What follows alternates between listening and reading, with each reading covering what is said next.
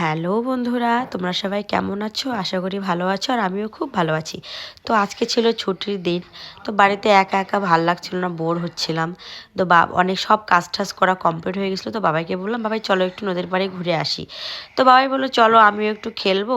তো ভাবলাম শুধু শুধু কেন যাবো, কিছু মাটি নিয়ে আসবো, তার জন্য সরঞ্জামগুলো নিয়ে নিলাম মাটি নেওয়ার জন্য।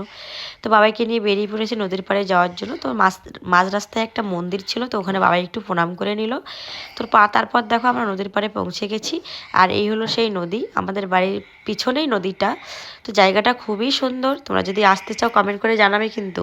এখানে সবাই পিকনিকও খায়। তো তারপর দেখো আমি কিছু মাটি তুলে নিলাম। তারপর হঠাৎ দেখি কি এখানে একটা পাগল চলে আসছিলো। তো এত ভয় লাগছিল, পরে বাবাই আমি আর কিছু ওখানে বাচ্চা ছিল, ওদেরকে নিয়ে আমি ওখান থেকে পালিয়ে যাচ্ছিলাম। তারপরে আমার না কেমন ভয় ভয় লাগছিল, পরে বাচ্চাগুলোকে বললাম, ওরা একটু মাটি তুলে দিল আমাকে। আর বাচ্চাগুলো এত ভালো, বললাম যে একটু বাড়িতে মাটিটা দিয়ে আসতে, ওরা আমার বাড়ি পর্যন্ত মাটিটা দিয়ে গেছে দেখো। তারপর ওদেরকে একটু জল টল খাইয়ে দিলাম, তারপর টাটা করে দিলাম, টাটা বাই।